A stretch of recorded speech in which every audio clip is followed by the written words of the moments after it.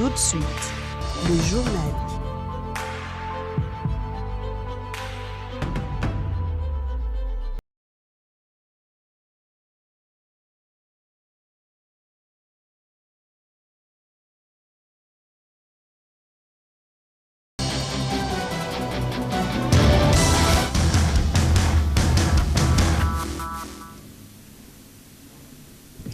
C'est toujours un plaisir de vous retrouver sur les antennes de Nyota Télévision pour vous informer. Bienvenue mesdames, bienvenue à vous aussi monsieur à ce grand rendez-vous de l'actualité sur votre chaîne. Au sommaire de cette édition, alors qu'on entre en pleine saison de pluie, certains chantiers n'évoluent plus à Lubumbashi. C'est le cas avec l'avenue Suzanella dans la commune Kampemba, dont les travaux de réfection n'évoluent plus. Pour l'instant, cette voie est dans un état de délabrement avancé et la circulation n'est plus facile ou fluide à cause de son délabrement. Et toujours au sommaire, on parlera de cette actualité, cette victoire du tout-puissant Mazembe Anglebert sur le FC Saint-Éloi Lupopo des buts à 1. C'est le score qui a séparé les deux équipes dans la capitale RD congolaise, la ville-province de Kinshasa. Ce grand rendez-vous de l'actualité sur Nyota Télévision s'ouvre par cette nouvelle nomination par le chef de l'État Félix-Antoine Tshisekedi Tshilombo. Les services de renseignement de la RDC ont un nouveau patron. Il s'agit de Jean-Hervé Mbelou Bioncha, nommé par le chef de l'État Félix-Antoine Tshisekedi Tshilombo le 7 décembre 2021. Le nouveau responsable de l'Agence nationale des renseignements ANR en sigle remplace à ce poste Injun dont il était l'adjoint. L'on signale également que Mbelou Bioncha a dans son parcours été rédoc de la ville-province de Kinshasa. L'homme fut vice-gouverneur de la capitale RD congolaise. Il est aussi docteur en sciences politiques à l'université de Kinshasa. Il a œuvré dans la société civile qu'il a représentée au dialogue intercongolais en République démocratique du Congo.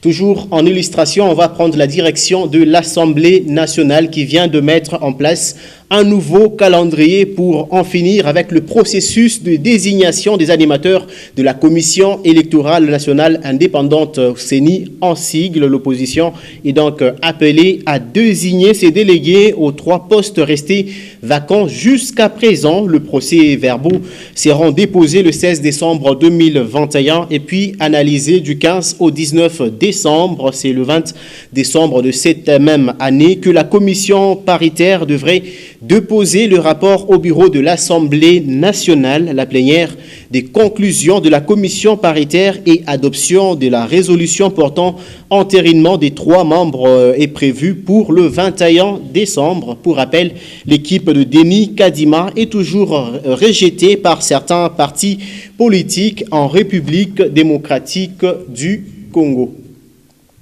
On va prendre la direction de l'Est de la RDC. Le tout premier bilan des opérations conjointes entre les FARDC et l'armée ougandaise dans la région de Béni est désormais connu. Selon les porte-paroles de l'armée en RDC ainsi que celui de l'Ouganda, 4 bivouacs des rebelles ADF ont été détruits, 34 terroristes ADF au minimum capturés et 31 otages libérés entre les mains de assaillants, signalant que c'est depuis le 30 novembre dernier que les forces armées de la République démocratique du Congo et l'armée ougandaise ont lancé les opérations dénommées Shujaa contre les rebelles ADF à Béni et dans la province de l'Ituri.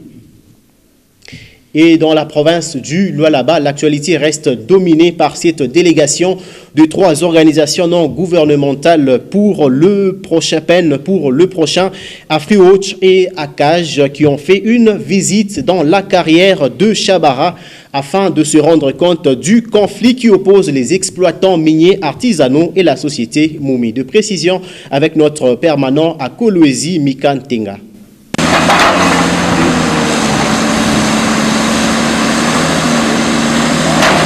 La Comacat et ses activités ne cessent de s'attirer l'attention. Sa bonne réputation se propage à une allure engagée comme l'odeur de la fleur rose. Sur le site minier de Chabara, la coopérative brille de toute allégeance liée au secteur de l'artisanat minier. Le mercredi 8 décembre 2021, 3 ONG des droits de l'homme, Pain pour tous, Afrioch et CAGJ ont effectué la descente sur les lieux de l'exploitation minière artisanale. C'était impressionnant pour moi de voir ça parce que moi je viens de la Suisse, c'est différent là bien sûr, mais c'était vraiment impressionnant de voir comment on organise ça, comment on met aussi des moyens de sécurité en place, comment on contrôle les artisanaux et comment on dit aussi quelques secteurs sont plus trop dangereux, on arrête ici. Alors c'était vraiment bien de voir ça et je pense que c'est bien qu'il y a des coopératives comme ça. Après les accablantes révélations de 2017 faites par Amnesty International et Afrioch, la réalité sur le terrain frôle avec allégresse les normes sécuritaires recommandées par ces organisations non gouvernementales. Élève docile, la Comacat n'a point respecté aux recommandations formulées il y a peu pour minimiser le risque d'accident. Au Lualaba, la coopérative s'érige en modèle d'excellence. Sans vouloir faire la publicité de la coopérative Comacat, mais je pense que l'encadrement est là, parce que je vois des engins qui font la découverture. C'est une bonne façon de réduire les risques d'éboulement, d'accidents, du travail au niveau des artisanaux.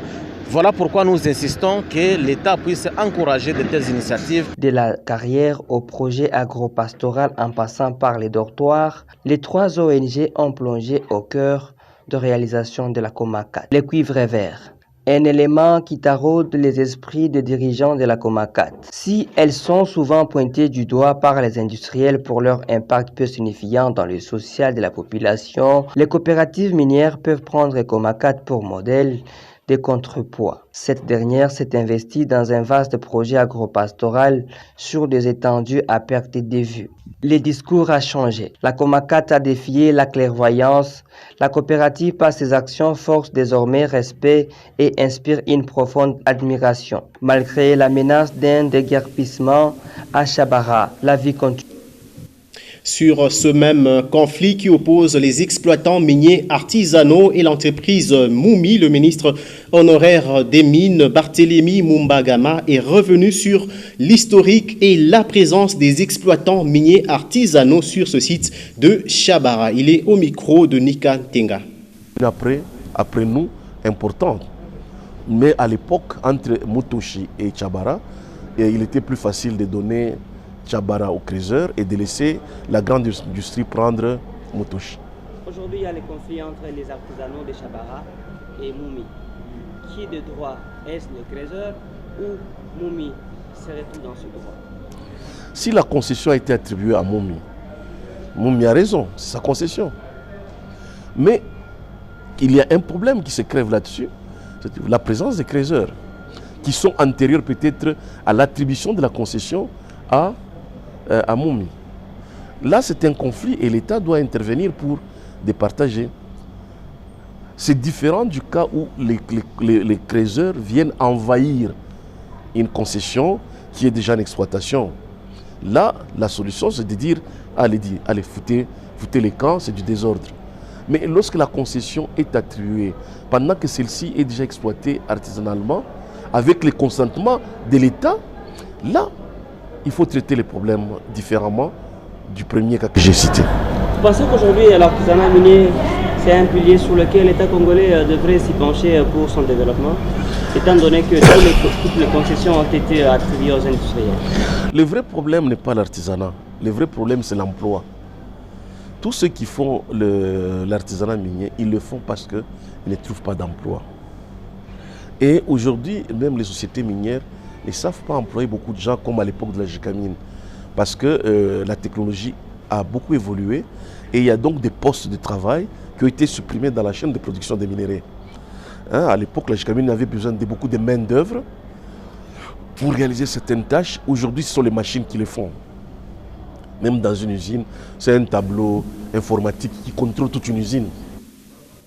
Et à Lubumbashi, il s'observe une hausse considérable des prix des denrées de première nécessité dans la ville cuprifère. Depuis un temps, la situation prend des tournures très inquiétantes, surtout pour la population qui, elle, a un faible taux de pouvoir d'achat. Selon le constat fait dans certains lieux des négoces de la ville cuprifère, le prix de certains produits ont presque doublé. Vendu il y a quelques semaines à 500 francs congolais, un verre de sucre se négocie actuellement à 1000 francs. Même chose pour le bidon d'huile de 5 litres qui est passé de 18 000 à 25 000 francs congolais. Cette hausse de prix de produits de première nécessité est très inquiétante à Lubumbashi. Du côté des vendeurs, l'on tente de justifier cette situation par le coût du transport. À partir alors, bintu yote tunauza mipaka mdevizi.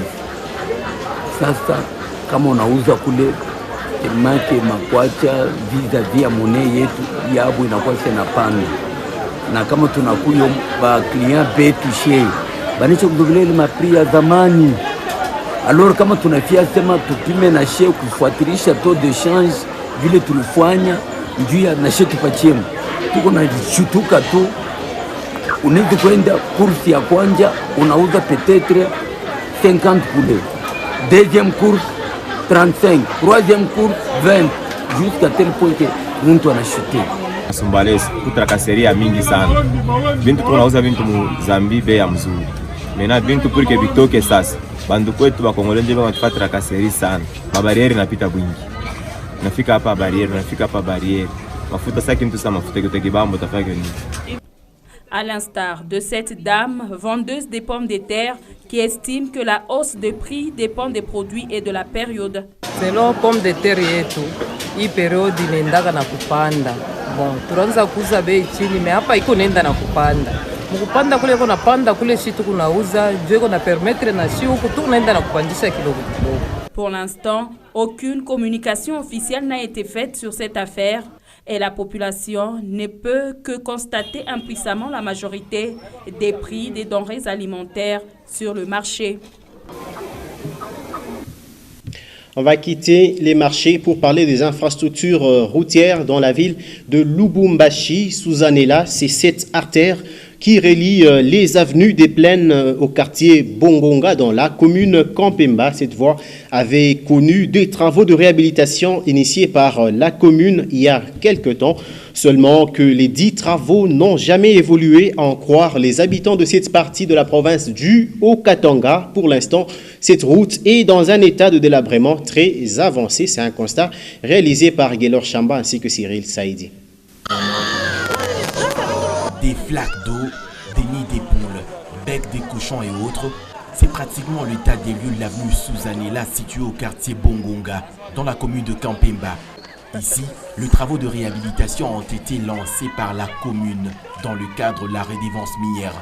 Travaux applaudis par la population lors du lancement, mais malheureusement tout serait limité qu'à cette cérémonie. Pour dire que non, l'initiative de la commune, bourgmestre a prise en charge de Chabalabala et à Suzanella. Turipitaka tena kuma kamera paka hivi turipitaka. Tunampikia aksanti. Ndio ya kwanza kwa kazi vile akaanza na kazi yake. Mais tu chose grave tunaona kazi inashimamia mubalabala. Leo tunaona makazi inacheve. Construire sans terminer, c'est détruire. Une artère vaste en surface et de grand intérêt, car elle relie deux plaines au quartier Bongonga. Il y a de quoi la réhabiliter, déclarent ses habitants. Depuis Barouekaka Boulongo, banadame na lewe atuyaonaka tena anje ata moyo na rudia tena moyo. Abakodame biote barifanya maparti na lewe kipande. Na hapa tu unasema tuko matatizo sana. Tunakulomba tena we mwenyewe kufikisha kazi yako kumwisho. Kuna interpellé kona ni bourgmestre sur base ya hii balabala hii. Parce que hii balabala barisema bien que non batatengeneza balabala avant vula ishi. Mais vula inaishi, vula inaanza balabala barianza bien. Kama unaangalia hapa makaji yote banaacha maibu hapa kaji aishe. Hivi banayenga bintu bipande kama unaangalia banayenga kipande kia nani hiki. Show mai ndio yende wapi. Sadi balabala yote or ikune inakufa yote balabala yote inakufa. Selon cette dame, les promesses du bourgmestre n'ont jamais été réalisées. Mais na leo depuis mwezi ya pili na leo hapa papa wangu nasema nini? C'est un calvaire pour la population, surtout avec les fortes pluies qui s'abattent à Lubumbashi, car le déplacement n'est plus possible et la dégradation sur terrain s'aggrave de plus en plus. On nous signale que la même situation est vécue dans la vaste commune annexe. Ici, la réfection de l'avenue Mukonto avait été lancée au mois de septembre pour être suspendue quelques temps après. Pour l'instant, cette voie est dans un état très impraticable. C'est un constat réalisé par Priscille Omeloa ainsi que Michel Olela. Des bus éparpillés, remblés de terre déversée au cœur de l'avenue et des fosses non couvertes visibles. À cause du lancement des travaux de réhabilitation par le gouvernement au Katangé depuis septembre, l'avenue Mukonto, située au quartier Plateau dans la commune annexe, présente un état d'impraticabilité. À cet effet, les usagers se disent être indignés.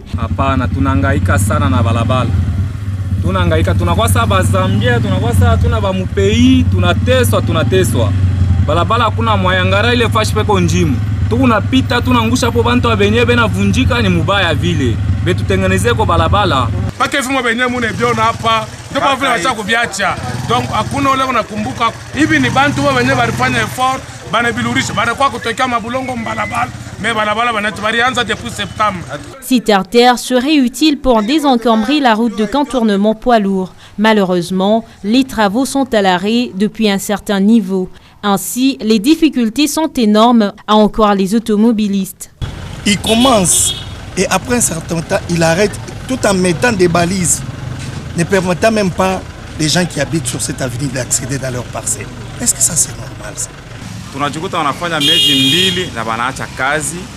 Na kisha kuacha kazi wanakamata mabizi walikuwa chini ya balabala banaingola. Banatia maramble mubalabala materasi yetu tulijenga chez peke ya particulier bali ivunja pour batenza balabala jusque là bana abandonner pour dire que non abakwa financer ile tunaluma na hivi munaona mamoto inapita Mukunto ni bantu njo balifua effort banazambarisha ile mabulongo banalurisha ile biz moya njo nona mamoto na mapetita inazopita. Mieux serait de laisser l'avenue Mukonto en terre battue que de la construire sans achever. Telle est la voie des conducteurs. On va rester sur les routes de Lubumbashi pour parler cette fois-ci de cet accident de circulation qui s'est produit dans la soirée du vendredi 10 décembre 2021 sur le boulevard Moussiri. Au niveau de l'arrêt des bus Texaco, un motocycliste a fini sa course dans un camion transportant des braises qui provenaient de la route Kasenga. Pas de perte en vies humaines, seul le motocycliste qui aurait perdu ses jambes. Sous ce camion de marque Fuso, un motocycliste est coincé. Il est 21h, nous sommes sur le boulevard Moussiri, précisément au niveau de l'arrêt bus Texaco. Selon les explications reçues sur place, ces camions transportant de braises provenaient de Kasenga. Arrivé à cet endroit, le conducteur se verrait surpris par ces motocyclistes qui roulaient à sens unique. Pas de perte en vie humaine, mais seulement la moto était sérieusement endommagée. Et les motocyclistes en question auraient même perdu ses jambes. Comme à pareil événement, la circulation a été bouchée et c'est grâce à l'intervention des agents de l'ordre que les passages étaient libérés et les conducteurs de la moto acheminés au centre d'urgence. On va poursuivre ce journal rapidement avec la situation épidémiologique du coronavirus en RDC. 838 nouveaux cas de Covid-19 ont été enregistrés dans le pays le vendredi 10 décembre 2021. Il s'agit de 557 à Kinshasa, 30 cas de Covid-19 au Congo central, 22 dans le Haut-Katanga, 19 au Nord Kivu, 6 cas de Covid-19 au Lualaba, 3 cas en Ituri et 1 cas au Sud Kivu. Les données des personnes guéries dans les centres de traitement de Covid-19 ainsi que les données de décès ne sont pas disponibles. Le cumul des cas est désormais des 61 931 cas confirmés de Covid-19 pour le compte de la République démocratique du Congo. Le pays a enregistré 57 447 personnes déclarées guéries dans les centres de traitement de Covid-19 et 1117 décès. La province du Haut-Katanga vient en 3e position avec 4 432 cas confirmés de Covid-19. Dans le souci de porter un réconfort aux personnes vulnérables, le département des handicapés de l'église adventiste du 7e jour a offert un lot important de vivres frais et habits aux orphelins de Boulaya, un village situé à plus ou moins 31 km de la ville de Lubumbashi. À la tête de cette forte délégation, Madame Nelly Kumwimba, accompagnée de quelques membres, les membres de l'église adventiste du 7e jour, se sont réjouis d'avoir posé cet acte en faveur des handicapés. Diane Kassongo et Michel Olela. C'est en s'inspirant du passage biblique « Aime ton prochain comme toi-même » que le département handicapé de l'église adventiste du 7e jour a décidé de redonner le sourire à une catégorie de personnes souvent oubliées dans la société. Avec en tête la directrice du département, Nelly Kumwimba, cette équipe a débuté par le camp Maramba à l'association des handicapés physiques.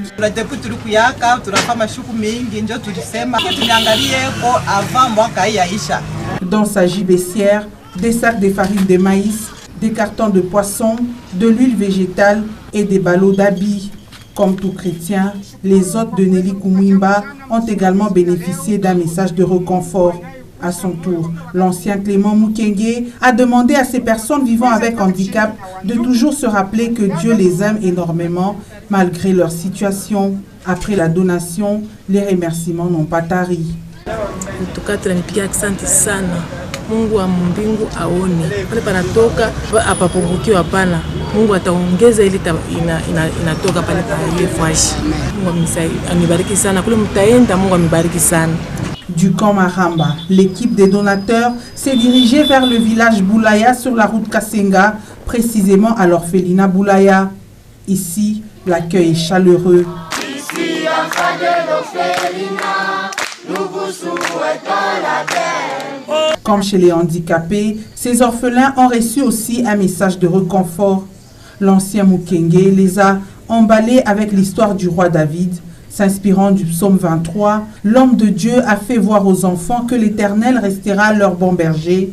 Ils ne manqueront de rien, car il touchera toujours le cœur des gens de bonne volonté à se souvenir d'eux, comme c'est le cas de cette équipe de l'église adventiste du 7e jour. Touchée par le cœur de mère, Nelly Kumwimba est intéressée par le cas d'une fillette, Gracia, qui a rejoint l'orphelinat depuis l'âge de 3 mois, abandonnée par sa mère malade mentale.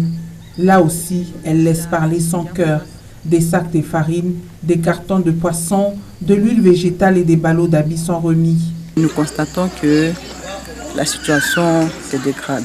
Il y a les chambres qu'on doit encore refaire aussi. Il y a des petites histoires qu'il faut refaire. Nous, nos moyens sont limités. De nous-mêmes, on ne peut pas tout faire. Ce sont les enfants qui ont des bonnes manières aussi. Donc, si nous sont les enfants aussi qui vont aider à l'avenir de notre pays. Donc si nous les délaissons, ça ne sera pas vraiment une bonne chose. Alors nous vous demandons que vous puissiez nous donner un coup de main, les gens de bonne volonté, les gens qui vraiment quand vous restez à côté de ces enfants ici, vous sentez vraiment, ce sont des enfants qui souffrent. Message touchant, car les conditions ne sont toujours pas bonnes dans cet orphelinat. Pas d'électricité, d'installation sanitaire aisée et la toiture qui menace de s'envoler. Visiblement, aucun entretien n'y a été fait depuis la construction. Le champ qu'ils cultivent est le gros de leur survie. L'un des aînés du centre, le jeune Isaac, étale leurs soucis. Nous sommes en train de vivre ici pour 2 moyens. Premier moyen, par les gens de bonne volonté, nous aident chaque fois, nous amènent quelque chose. Et le deuxième moyen, c'est comme les champs. Nous sommes en train de vivre une manière, je ne peux pas même expliquer. Parfois nous avons à manger, parfois aussi on manque ça. On dort même affamé comme ça. Pour nous les grands enfants, on peut supporter, mais pas les petits enfants comme nous avons notre bébé Gracia. Émue de ce fait, la donatrice achète quelques fruits de leur culture. Peu avant de partir, elle et toute son équipe ont émis le vœu de revenir chaque fois que Dieu leur bénira, afin d'essayer tant soit peu d'améliorer les conditions de vie de ces vulnérables. L'actualité sportive reste dominée par cette victoire du tout-puissant Mazembe Anglebert sur le FC Saint-Éloi Lupopo. Mazembe qui reste invincible dans le championnat de la Ligue nationale de football. Les Corbeaux se sont imposés cet après-midi au stade des Martyrs devant le FC Saint-Éloi Lupopo sur un score de 2-1. Kevin Mundeko et Adam Bossou ont marqué pour Mazembe, alors que du côté du FC Saint-Éloi, Lupopo, c'est Dark Kabangu qui a réduit le score. On va parler toujours du sport, mais cette fois-ci avec le ministère des Sports et Loisirs en République démocratique du Congo. Le ministre du Sport, Serge Kondé, a pris part à un gala de boxe le vendredi 10 décembre 2021. Cette activité sportive a été organisée par MT Management and Promotion sur la supervision de la Fédération congolaise de boxe. Plusieurs boxeurs congolais et de quelques pays voisins croisent leurs gants depuis ce vendredi à l'occasion du gala de boxe organisé par MT Management and Promotions au village Shentemba dans la commune de la Gombe à Kinshasa. Invité par le président de la Fédération de boxe du Congo, Ferdinand Ilunga Luyoyo, le ministre des Sports et Loisirs a répondu présent, une occasion pour lui de faire un état des lieux sur l'évolution de la boxe en RDC en prélude de l'organisation des Jeux congolais. Le combat phare de la soirée a vu Paul Kamanga de la République démocratique du Congo combattre contre Diabatu Richi de la République du Congo. Ce gala de boxe va s'étendre sur quelques 6 jours pour permettre aux pugilistes de la République démocratique du Congo de commencer déjà à se préparer en prévision des prochains Jeux olympiques, a renchéri Ferdinand Ilunga Luyoyo, président de la fédération. Tout s'est bien passé, vous avez vu la prestation des boxeurs congolais. En fait, on se prépare, on invite d'autres nations. Demain, ce sera l'Angola, aujourd'hui c'est Brazzaville. Après 4 jours, 5 jours, ce sera les Zambiens qui vont venir ici. Ça s'appelle thermomètre pour essayer d'essayer nos boxeurs par rapport au JO 2024. A noter que ce gala a connu la participation des 2 athlètes congolais, David Chama et Fiston Baya, revenus des derniers Jeux olympiques de Tokyo. Par cet élément de Olga Massangou et ainsi qu'Olivier Mbiye, nous allons mettre un point final à cette édition de journal sur votre chaîne. Ce journal s'achève, mais les informations contenues sur www.nyota.net. Sachez, mesdames et messieurs, qu'à chaque vaccination contre le coronavirus, c'est la vie qui reprend.